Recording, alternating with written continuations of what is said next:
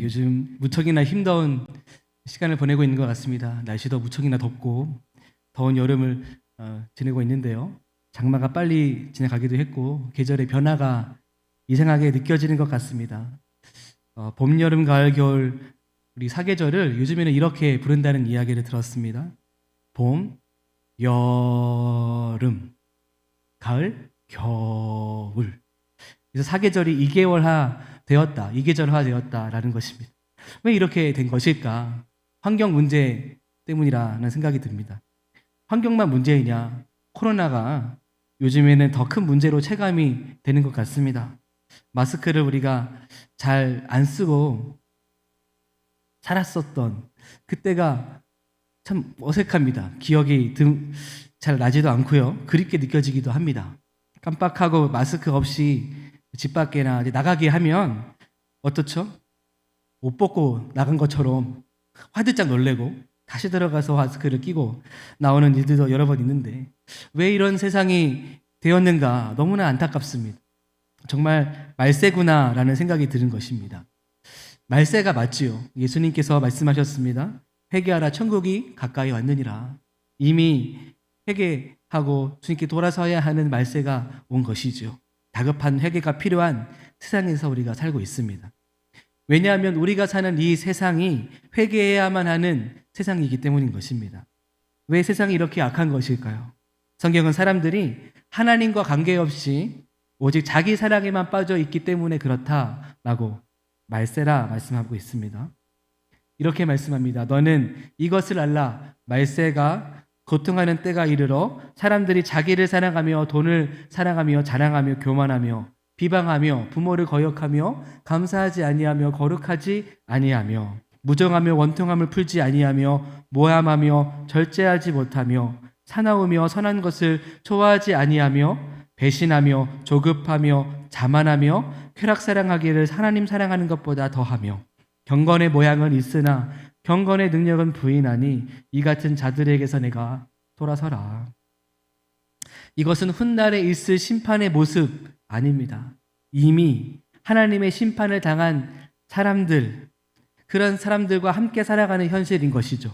그래서 우리가 예수님을 인격적으로 믿지 못하는 이 세상 가치관과 기준을 가지고 살아가는 사람들을 봤을 때에 하나님의 심판을 당한 사람처럼 살아가는구나.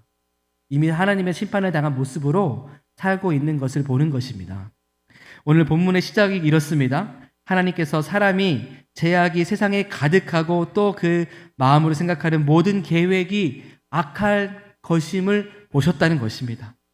그리고 땅 위에 지으신 모든 것, 사람들을 한탄하셔서 마음에 근심하시고 지면에 살아있는 모든 것을 다 쓸어버리겠다. 물로서 심판하시겠다 결정하셨다라고 말씀하고 있습니다. 세상이 심판을 받도록 마귀가 만드는 것이죠. 하나님 없이 살면서 하나님보다도 더 사랑하는 것, 자기 자신을 사랑하는 것으로 죄를 일삼게 하는 것입니다. 실제로 마귀는 이 세상을 악으로 물들도록 영적인 전쟁, 또 세계관의 전쟁 가운데서 우리를 이 진리 가운데 모호한 기준으로 오해하게 하고 또 문화라는 곳으로 다수의 의견쯤으로 우리가 분위기를 몰아서 악법까지 만들어서 진리에서 떠나가고 또 진리를 탄압하게 하는 것을 보게 됩니다. 실제로 세상은 죄를 죄라고 여기지 않는 모습이 많지 않습니까? 세상은 태아의 생명까지도 자신들의 만족과 유익을 위해서 맞지 않으면 낙태해도 괜찮다라고 말하였습니다. 그래서 생명은 선택이 아니라 진리임에도 불구하고 삶의 질이 더 중요하다라고 여기는 것입니다. 틀린 것인데도 다른 것이다 라는 것으로 다르게 말하고 불편한 것이다 라고 말합니다. 그래서 낙태가 지금은 이제 생명을 주시는 이 죄가 합법화가 됐습니다. 동성애, 성경은 죄라고 하죠. 그런데 세상은 소수인권이라고 말합니다. 죄가 아니라는 거예요. 불륜, 결혼한 부부 외에 배우자 외에 다른 사람을 사랑하는 것, 이것은 죄다. 성경이 말하는데 세상은 아니라는 것입니다. 간통죄가 폐지가 되었죠.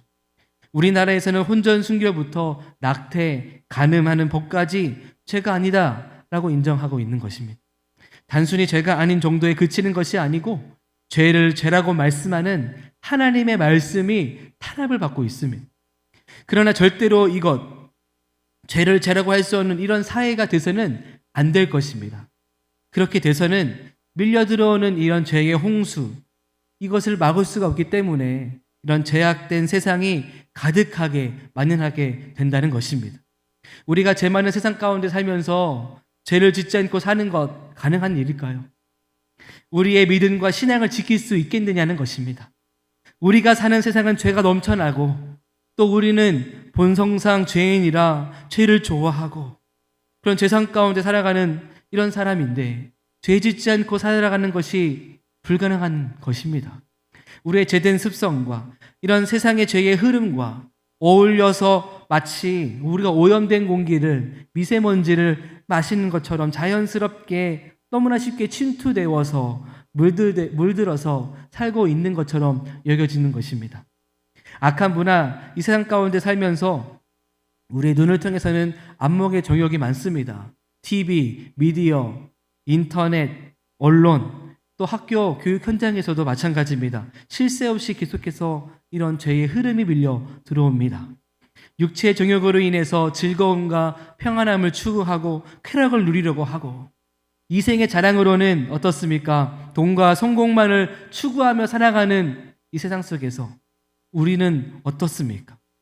이러한 모든 것이 무조건 죄다 말할 수 있는 것은 아니겠지만 우리는 새 속에 물들어서는 안 되겠습니다. 주의해야 한다는 것입니다. 우리가 이 세상에 살면서 죄에 물들지 않고요, 믿음을 지키는 것, 저는 기적이라는 생각이 듭니다. 기적 아니겠습니까? 그런데 오늘 본문을 보면요, 그러한 사람이 나옵니다. 노아이지요. 성경은 이렇게 말씀합니다. 여호와께 은혜를 입은 그는 의인이요 당대의 완전한 자라, 그가 하나님과 동행하였다라고 말씀하고 있습니다. 다른 성경 번역에서는 그를 이렇게 말하였습니다. 노아는 그가 살던 시대에 의롭고 흠없는 사람이었습니다. 노아는 하나님의 뜻을 따라 하나님과 함께 살았습니다. 노아는 죄가 가득한 세상 가운데 모든 사람이 다 죄를 지으며 살았을 그때에 유일하게 하나님과 함께 구별되어 살았던 사람이라는 것입니다. 이것은 그가 전혀 흠이 없고 완전한 사람이라는 것을 말하는 것은 아닙니다.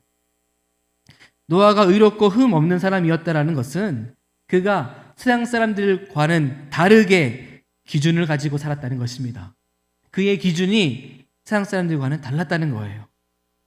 모두가 하나님 없이 죄를 짓고 살았을 그때에 그는 하나님의 뜻을 따라서 하나님과 함께 살았다라는 것을 말하는 것입니다. 이것이 바로 우리가 붙잡아야 할 말씀인 것입니다. 여러분, 우리가 세상에서 살고 있습니다. 악한 세상입니다. 그러나 세상과는 다르게 살아야 하는 것 아니겠습니까?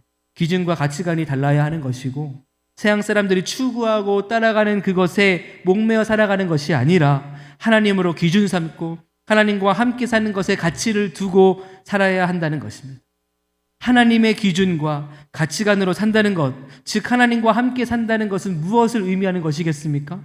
그것은 하나님께서 원하시는 대로, 기뻐하시는 대로 그 뜻에 순종하며 산다는 것을 의미하는 것이죠. 노아가 하나님의 명령대로 순종했다 했습니다. 하나님께서는 노아에게 배를 만들라고 하셨죠. 그런데 그 배를 어디다 만들라 했습니까? 높은 산 위에 3층이나 되는 큰 배를 만들라 하신 것입니다. 여러분, 높은 산 위에다가 배를 만드는 게 쉬웠을까요? 불가능한 일과 같이 느껴지지 않습니까? 바다도 아닌 산에다 짓는 배라니 모든 세상 사람들이 비웃는 일입니다. 그런데 노아는 산에다 배를 만드는 그 어려운 일을 하나님께서 명령하시는 대로 순종합니다. 여러분, 우리가 하나님께 순종하며 산다는 것이 이런 것입니다. 비록 모두가 하지 않아요. 심지어는 반대하는 일이라 할지라도 하나님의 명령이며 하는 것입니다. 비록 내 뜻에 맞지도 않아요. 하기도 싫습니다. 힘듭니다. 어렵습니다. 그러나 하나님의 뜻이면 하는 것입니다. 어떻게 하나님께서 원하시는 그 명령과 뜻에 우리가 순종할 수 있는 것일까요? 3.1교회를 담임하는 송태근 목사님이 강의하던 중에 이런 말을 했던 것이 기억이 납니다.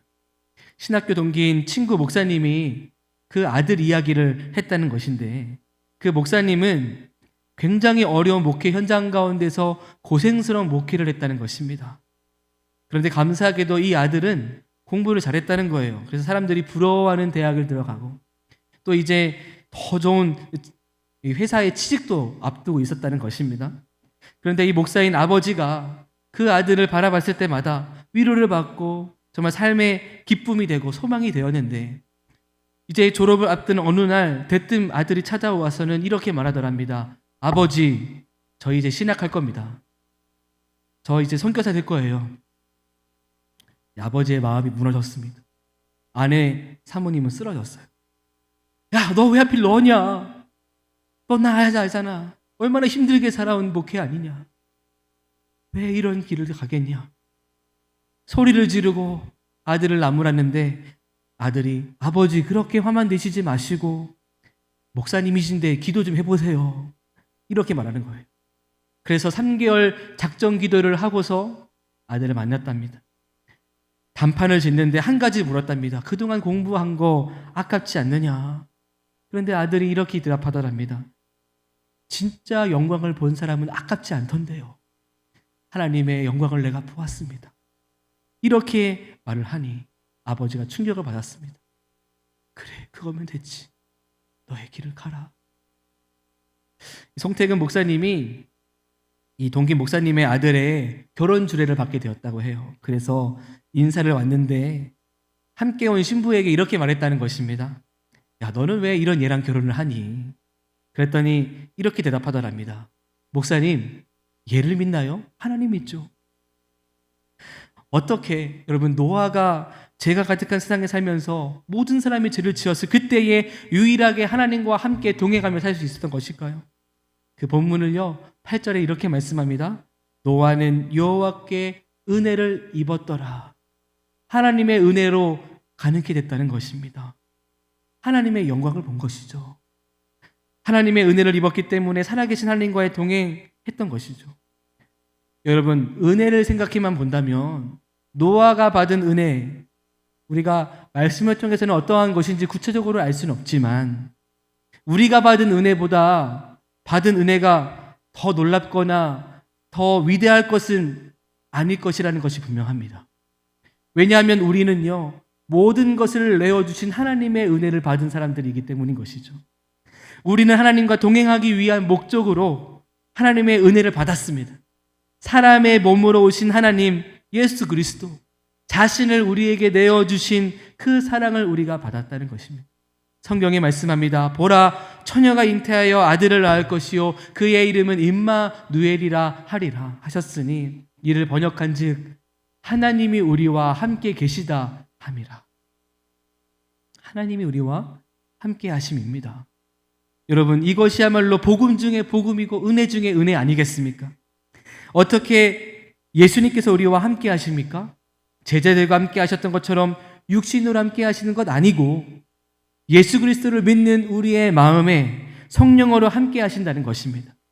보이지 않는 영이신 하나님을 우리가 영접하여서 예수님을 나의 구주로 하나님으로 믿고 고백함으로써 우리와 함께 계심을 우리가 누릴 수 있게 된 것입니다. 2000년 전에 이 땅에 오신 것으로 옛날 그때 그 일 일어난 일 아니고 지금 예수님과 함께 사는 믿음으로써 우리 심령에 오신 주님과 영원토록 함께 사는 은혜 우리가 누리고 있는 것입니다. 내 안에 계신 예수님께서 함께하는 그 은혜를 우리가 누리는 것이죠. 임마를 은혜하셔서 우리와 함께 하시는 예수님 왕으로 모셔 살아간다. 이것이 복음, 이것이 우리가 누리는 은혜입니다. 이 삶을 우리가 한 단어로 말한다면 무엇일까요? 순종 아니겠습니까? 순종은 하나님의 은혜를 입은 사람들만이 누릴 수 있는 것입니다. 노아가 하나님의 은혜를 입어서 그의 복음으로써 하나님과 동행하는 삶을 살아가셨듯이 우리가 그런 은혜를 받은 자로서 순종의 삶을 살아갈 수 있는 것입니다. 본문 9절은 이렇게 말씀합니다. 이것이 노아의 족본이라. 노아는 의인이요 당대의 완전한 자라. 그는 하나님과 동행하였으며. 노아가 의인이다, 당대의 완전한 자다, 하나님과 동행하였다. 이것은요 그가 대단한 사람이다라는 것을 말하는 것이 아닙니다. 그가 하나님의 명령대로 하나님의 말씀에 순종한 사람이다. 하나님께서 그와 함께 하셨기 때문에 그러한 은혜를 누리며 살았다라는 것을 말하는 것입니다. 즉 하나님과 동행했던 그것이 다른 사람들과는 달랐던 거예요. 미국에서 한인들을 상대로 목회하시는 목사님이 계셨는데 이 목사님이 다른 주로 이동하여서 목회할 일이 생겨서 비행기를 타 이동하였다고 합니다. 그런데 옆자리에 한 동양인이 앉았더라는 것이죠. 목사님이 너무 피곤해서 이제 좀 쉴까 하다가 그냥 오늘 내게 주시는 말씀을 붙잡자라는 의지를 가지고 큐티를 했답니다. 그리고 책을 보고 한참을 있다가 이제 내릴 때가 돼서 내리려고 하는데 그 옆에 있던 동양인이 갑자기 이러는 거예요. 안녕하세요. 한국인이었던 거죠. 그러면서 목사님이시죠? 라는 것입니다. 그래서 저를 어떻게 하시죠? 물었더니만 제가 목사님의 설교를 들으며 신앙생활을 하고 있습니다. 라는 것입니다. 그래서 이 목사님이 그러면 타면 저를 봤을 때 인사를 하시죠. 미리 말씀하시지 그러시죠. 그랬더니 그분이 이렇게 대답했다는 거예요. 목사님께서 비행기를 타고 이동하시는 내내 무엇을 하시냐 제가 좀 보고 싶었습니다. 이 목사님이 등골이 오싹했다는 거예요. 내가 마음이 풀려가지고 엉뚱한 짓 했으면 어떨 뻔했나 라는 것이죠. 이후에 목사님의 목회에 중요한 지침 한 가지를 두었다는 것입니다. 늘 나를 보고 있는 사람이 있다. 이렇게 평생 목회를 했다는 것입니다. 우리가 예수님과 동행하는 데 있어서 믿음의 눈을 열어서 늘 함께 계시는 주님을 바라보며 살아야 한다는 것입니다. 그래서 이제는 내 마음대로 살지 않을 것을 결단하며 살아가는 것입니다. 여러분, 이 일이 가능한 일일까요? 그거는 목사님이시니까 말하는 거죠. 그렇게 목사님만 살 수 있는 거 아니겠습니까? 이렇게 말하는 것 아니라는 것입니다. 예수님과 동행하는 삶을 사는 것은 어느 다른 수준의 말을 하는 것이 아니고 다른 수준의 것으로서 우리가 생각해서는 안 된다는 것입니다. 왜냐하면 예수님을 믿는 모든 사람의 마음에 주님께서 함께 하심으로 동행의 삶을 살아가는 그것이 기준이기 때문입니다. 유진 피터슨이 일상 부활을 살라라는 책에서 이렇게 말했습니다. 마귀가 거둘 수 있는 최고의 성과는 바로 그리스도인들로 하여금 스스로를 평신도라고 생각하게 만드는 것이다. 평신도라는 말에는 비전문가라는 말이 있다. 나는 신앙생활에 있어서 비전문가예요. 나는 주님과의 관계에 있어서 비전문가죠. 라고 하면서 자신을 영혼의 문제까지 전문가에게 맡기려는 태도를 가진다. 라는 것입니다. 그러면서 말하는 것이 이렇습니다. 마귀는 굳이 우리가 술을 많이 마시고 방탕하고 비열하고 간음을 저지르게 하지 않아도 괜찮다. 그것은 잘못 살고 있다는 분명한 죄책감을 주기 때문에 회개하며 주님께 극적으로 돌이키기 쉽기 때문이다. 그저 나는 평신도야 이라는 생각만 슬쩍 밀어넣으면 된다. 그러면 더 이상 주님과 친밀히 동행하려 하지 않고 교회만 왔다 갔다 하게 된다. 라고 말했습니다. 우리는 모두 예수님과의 친밀하게 동행하며 살아가야 하는 전문가가 되어야 합니다. 전문가가 되어야 해요. 그런데 이 전문가는요, 하루아침에 만들어지지 않습니다. 그냥 되어지는 게 아니라는 거예요. 예수님과의 동행의 삶을 살기 위한 순종, 이것이 끊어지지 않고 계속되어야만 한다는 것입니다. 평생을 이뤄가야 할 순종의 삶인 것입니다. 현대 첼로의 연주의 아버지, 역사상 가장 위대한 첼리스트라 불리는 파블로 카잘스가 세상에 떠나기 전까지도 그가 연습을 게을리하지 하지 않았다는 것으로 유명합니다. 영국 BBC에 그에 대한 특집 방송을 하면서 인터뷰를 했는데 기자가 이렇게 질문했다는 거예요. 선생님, 최고의 첼로리스트 아니십니까? 그런데 95세가 된 지금까지도 하루 6시간을 빠지지 않고 연습을 하신다 들었습니다. 왜 힘들게 계속해서 연습하세요? 그런데 카잘스가 이렇게 말했다는 것입니다. 지금도 연습하면 내가 조금씩 발전되고 있다는 것을 제가 압니다. 그렇게 생각이 들어요. 그래서 내가 매일같이 하고 있습니다. 기본에 충실할 때에 실력이 향상된다는 것을 그가 알았던 것이죠. 이런 말이 있습니다. 기본기 없는 보수는 없다. 기본기가 모든 영역에서 운동이나 음악이나 모든 것에 있어서 가장 중요한 것이죠. 이 기초와 기본의 중요성은 신앙생활하는 것에도 동일합니다. 그것은 바로 날마다 죄된 나의 죽음을 선언하는 것, 그리고 예수로 살아가는, 그 예수의 생명으로 살아가는 복음, 이것 아니겠습니까? 그러기 위해서 날마다 우리가 말씀 보고 기도 생활하며 경건에 이르도록 자신을 연단시켜 예수님을 닮기 위한, 주님을 바라보는 동행의 삶을 힘써야 한다는 것입니다. 성경은 이렇게 말씀합니다. 망령되고 허탄한 신화를 버리고 경건에 이르도록 내 자신을 연단하라. 육체의 연단은 약간의 유익이 있으나 경건은 범사에 유익하니 금생과 내생의 약속이 있느니라. 금생과 내생의 약속이 있다는 거예요. 주님과의 동행의 삶은요, 영원한 것이기 때문에 그렇습니다. 영원히 주님과 함께 살 것 아니겠습니까? 이러한 경건의 삶을 살았던 수많은 믿음의 선진들, 그들이 하나님과 동행하는 훈련, 그 습관을 가지고 삶을 살았다라는 것입니다. 그런 삶을 살았던 사람들 중에 로렌스 형제가 대표격입니다. 그는 뭐 대단한 직이나 업적을 남긴 사람이 아닙니다. 1600년대에 프랑스 한 수도원에서 밥하던 요리사예요.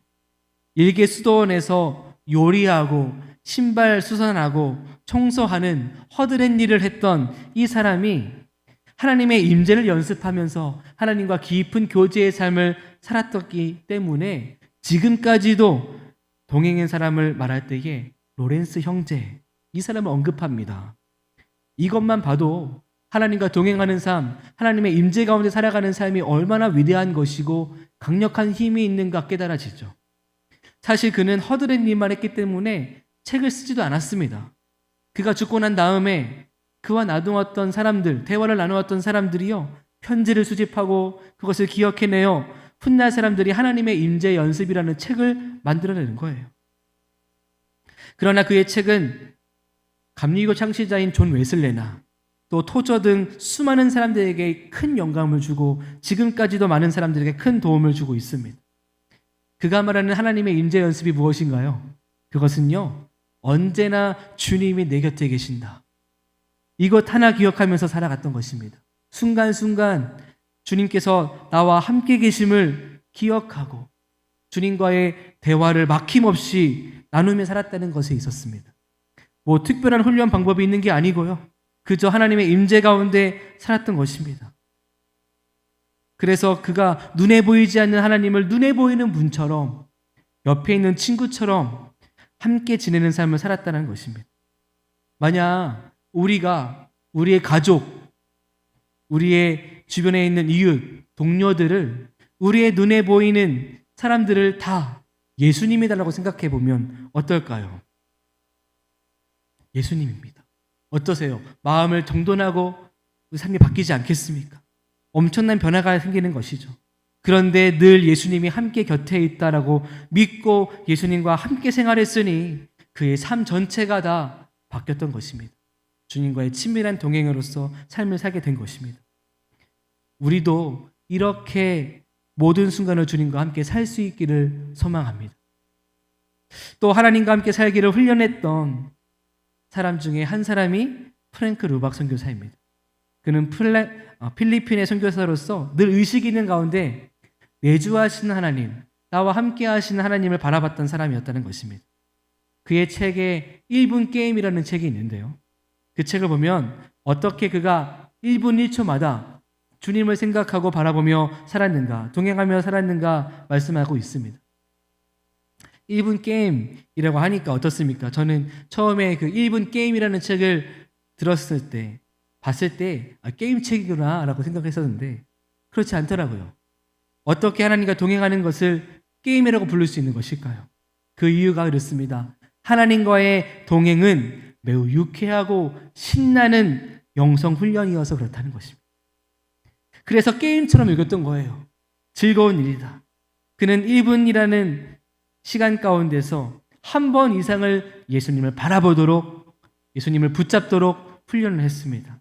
그리고 이것이 습관이 되어서, 삶이 되어서 예수님과 함께 살게 되었다라고 고백을 합니다. 1분 게임을 하면 주의할 점이 한 가지가 있습니다. 그것은 나의 시선을 시계에 맞추지 않는 것입니다. 1분 게임을 하다 보면 어떻습니까? 내가 1분 동안에 예수님을 얼마나 바라보며 살았나 확인하게 되고, 시계를 보고 시간을 계산하고, 이렇게 시간에 매이게 될 수 있기 때문이죠. 이렇게 되면 가장 중요한 예수님을 놓치기 쉽다는 것입니다. 그래서 가장 주의해야 한다는 것이 이것입니다. 게임을 하는 이유가 주님을 더욱 바라보기 위한 훈련이니까 주님을 더 바라보며 살 것을, 그것을 초점을 맞추고 살 것을 결론으로 지어야 한다는 것입니다. 프랑크 루박이 1분 게임의 책에서 이렇게 하면 게임에서 이긴다, 이기는 거다라고 말했는데, 한번 우리의 삶을 점검해 보시고 또 이렇게 살 것을 결단하는 마음으로 우리도 이렇게 살아봤으면 좋겠습니다. 1분 안에 이렇게 행동한다는 것입니다. 1분 안에 기도한다, 하나님 생각한다, 찬양을 흥얼거리거나 노래한다, 하나님에 대해 이야기하거나 글로 적는다. 어떤 종류의 어려움이건 기도하면서 헤쳐 나가려고 애를 쓴다. 하나님의 임재를 의식하면서 일한다. 하나님께 조용히 소리를 내어 기도한다. 대화한다. 예수님에 대한 그림 또는 상징, 십자가 같은 것을 바라본다. 하나님이 나를 품어주시는 것을 느낀다. 하나님에 대한 시나 성경 구절을 읽는다. 주님을 위해서 다른 사람을 도와준다. 만나는 사람을 위해 짧게 기도한다. 스쳐 지나가는 사람을 보면서도 마음으로 축복하며 기도한다. 내면에서 들려오는 성령의 음성에 순종한다. 하나님의 나라를 위해 계획을 세우고 일한다. 또 이 게임에 대해 다른 사람들에게 이야기한다. 다른 사람의 고통과 슬픔에 동참하고 위로한다. 자연을 볼 때에 하나님의 음성을 들으며 바라본다. 어떻습니까? 저는 1분 동안에 이렇게 게임에서 이기는 일들, 주님과의 동행하는 삶의 모습들을 보면서 이런 생각이 들더라고요. 그렇지, 이런 거지. 그러면서 내가 이미 내 삶 가운데에 살고 있는 일들도 있네 라는 생각도 들면서 이미 훈련하고 있는 거구나 라는 놀라움이 있게 됐습니다. 그러면서 생각나는 것이, 그래, 내가 주님을 사랑하면서 의지하여 살아가면 모든 행동들이 동행하는 삶이 될 수 있겠구나. 사랑이 붙잡아졌습니다. 제가 많이 하는 것 중에 한 가지는 호흡 기도입니다. 숨 쉬듯이 주님을 들어 마시는 거예요. 그리고 죄된 나를 내쉬고, 그렇게 내 호흡 가운데에 자연스럽게 주님을 바라보려고 애를 씁니다. 특별한 방법이 있는 게 아니죠. 숨을 들여 마시면서 주님을 생각을 하고, 주님을 부르고, 예수님을 생각을 하는 것입니다. 그래서 주님을 내가 내 안에 들여 마시고, 그리고 내뱉으면서 주님의 사랑을 고백합니다. 사랑합니다. 또 주님, 저는 죄인입니다. 죄를 내어 뱉는 거예요. 이렇게 주님을 들어 마시고 사랑을 고백하고 죄를 내뱉고 기도할 수 있는 것입니다. 쉬지 않고 기도하라 라는 말씀처럼 숨 쉬듯이 기도하며 살 수 있다는 것입니다. 한국교회의 위대한 부흥사로 알려진 이성봉 목사님은 임마누엘의 영성으로 사셨던 분입니다. 그분의 좌우명이 이렇습니다. 순간순간 주로 호흡, 일보일보 주와 동행. 한순간도 예수님 놓치지 않겠다라는 일념이 한 가지만으로 살았다는 거예요. 그래서 그분이요, 항상 오른쪽에 이 오른손에 힘을 주고 살았답니다. 그 이유가 뭐냐면 주님의 손 잡고 살아가는 거지. 내가 주님의 손을 잡고 있어. 이것을 늘 기억하며 살고자 힘을 주고 살았다는 것입니다. 심지어 물을 마실 때에도 이렇습니다. 3번을 마셨대요. 조금씩. 성부, 성자, 성령. 주님을 생각하면서 마음속으로 주님을 가까이 하기 위한 삶의 훈련과 습관, 삶을 살아낸다는 것입니다. 찬송가의 고백에 이런 고백이 있습니다. 주와 함께 길 가는 것 즐거운 일 아닌가? 여러분 어떻습니까? 즐거운 일이십니까? 주님과 함께 사는 일 어떠셨습니까? 많은 사람들이 예수님과의 동행을 오해합니다. 예수님과 24시간 함께 살아가는 건 너무 차원이 다른 거 아닙니까? 너무 차원 높은 일 아닙니까? 오해하는 거죠. 또 자신만의 은밀한 즐거움, 일상의 모든 기쁨, 하나님께 뺏겨버린다 오해하고 있습니다. 하나님은 이것도 저것도 못하시게 하는 분이야. 내가 하고 싶은 거 방해하고 막으시는 분이야. 좋아하는 거 못하게 하시는 분, 뺏어가는 분이야. 착각하고 오해하는 것 아닙니까? 그러한 생각들은 어떻습니까? 오로지 다 자신만을 생각하는 죄인의 이기적인 생각인 것입니다. 그래서 하나님의 사랑을 오해하는 거예요. 하나님과 동행하는 것, 함께하는 이 시간이 낭비다. 불필요한 에너지, 소모하는 것쯤으로 생각하는 것입니다. 그러면 하나님보다도 다른 것에 마음을 주고 살아가는 죄인의 삶을 살아가고 있다라는 것입니다. 그래서 주와 함께 길 가는 것이 즐겁지 않은 일이 되는 것이죠. 우리가 예수님과 동행하며 산다고 하지만 필요할 때마다 주님 도와주세요 찾는 것은 우리가 필요할 때마다 누군가에게 전화를 해서 요청하는 것처럼 예수님과의 관계가 서먹한 관계다. 그러한 서먹한 동행의 삶이다 라는 것을 기억해야 하겠습니다. 우리가 그렇게 살고 싶지는 않습니다. 예수님과 24시간 늘 붙어서 함께 사랑하며 살아가는 친밀한 동행의 삶을 살기를 결단하고 싶습니다. 복음주의 저술가인 필립 얀시가 이렇게 말합니다. 순종할 때 하나님을 알게 되고 하나님과 만나게 된다. 또 이렇게 말합니다. 우리는 하나님을 결코 우연히 만날 수 없다. 내가 나서서 찾지 않는 이상 하나님을 생각나게 하는 가시적인 단어를 우연히 발견하는 경우는 거의 없다. 하나님을 찾아 나서는 행동, 그 같은 추구가 있어야만 우리는 하나님을 만날 수 있다. 그렇기 때문에 기독교는 언제나 신뢰와 순종이 먼저이며 그 뒤에 지식에 따르는 것이다. 그리고 우리의 삶에 대해서 이렇게 말하기도 했어요. 우리의 믿음이 좋고 아무리 믿음이 있다고 해도 경험이 많은 사람이 있다 해도 하나님이 없는 것처럼 아무 예고도 없이 한순간에 모든 것이 의심이 되고 은혜가 사라지듯이 무너질 때가 올 수 있다. 그런 상황에서 믿음을 굳게 잡는 그것이 어리석은 일처럼 느껴질 때 바로 그 순간에 굳건히 서야 할 때다라고 말하였습니다. 아무리 우리가 어둠 가운데 있다 할지라도 믿음에 매달려 있기만 하면 믿음이 그 어둠 속에서 빠져나올 수 있도록 인도해 주신다는 것입니다. 지난 금요 성령 집회 때 엄재원 목사님께서 믿음에 관해서 이런 말을 했었습니다.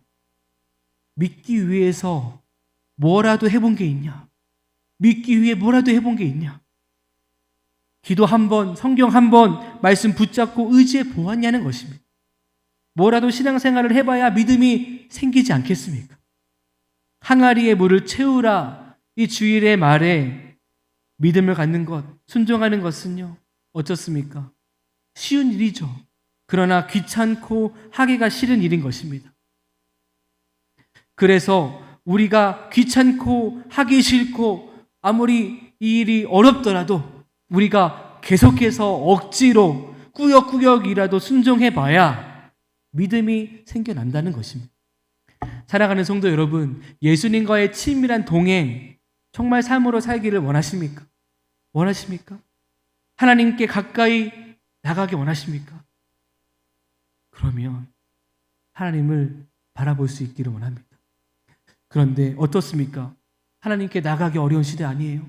대면 예배 어렵고 비대면으로 방송으로만 봐야 예배를 드릴 수 있는 이 상황, 우리가 얼마나 우리 마음에 큰 어려움이 있습니까? 저도 말씀을 준비하는 가운데에 하나님과의 동행을 갈망하는 마음으로 이 말씀을 준비하게 됐습니다. 얼마나 살기가 힘든지 모릅니다. 믿음을 가진 사람도 한순간에 믿음이 꺾여지는 시대에 살고 있지 않습니까? 죄 많은 험한 세상에 살면서 우리가 정말 붙잡고 살아야 할 것이 무엇인가 분명하게 선택하며 살 수 있기를 원합니다. 그것은요, 예수님의 손을 붙잡는 거예요. 예수님과 함께 살 것을, 동행하며 살 것을 훈련하는 삶을 살아야 한다는 것입니다. 더 푸른 교회를 담임하는 강원도 목사님이란 분이 계신데, 이분이 4대째 예수 믿는 집안에서 자랐다 합니다. 목회하셨던 할아버지가 89세에 시력을 잃으시고 91세에 돌아가셨다는 거예요. 1902년에 태어나셔서 험한 세월을 통과하셨으니 정말 평생 동안 어려우셨지만 하나님을 예배하셨던 분이셨고 그렇게도 사랑하셨다라는 것입니다. 그런데 이분이 돌아가시기 전 2년 전부터는 앞에 아무것도 보이지가 않는데 라디오를 끌어안고서 극동방송을 들으셨다는 거예요. 그렇게 안 보이는데도 하나님을 예배하고 가까이 하는 그런 모습을 보면서 이 강원도 목사님이 너무 신기해서 이렇게 물었다는 것입니다. 할아버지, 설교가 그렇게 좋아요? 그런데 할아버지께서 의외의 말을 했다는 거예요. 야, 이놈아, 막판에 헛소리 하지 않으려고 그러는 거야. 그때 목사님이 깨달았다는 것입니다. 믿음은 마지막까지 다른 박질하는 거구나. 그래, 믿음 좋다는 사람도 마지막에 무너진 사람이 얼마나 많은데 주님께 가는 그날까지 주님을 의지함으로 오늘을 견디고 오늘 살 힘을 공급받아야 하는 거야. 그렇습니다. 신앙이 이것입니다. 우리가 주님 앞에 서는 그날까지 오늘을 살아가는데 주님을 바라보며 훈련하고 필요하며 사람을 살아가는 가운데 습관을 가지는 것입니다. 우리가 예수님과의 치밀한 동행의 삶을 갈망하고 더 주님을 사랑하는 마음으로 찾는 매일의 삶의 훈련을 하면서 습관이 되어지고 삶으로 이어질 수 있게 되어지기를 소망합니다. 날마다 매 순간 주님과의 동행을 순종하지 않으면 주님과 함께 살 수 없는 것입니다. 이것을 기억하고 그렇게 예수님과의 친밀한 동행으로서 24시간을 주님과의 동행을 훈련하며 삶을 살아갈 수 있기를 간절히 소망합니다.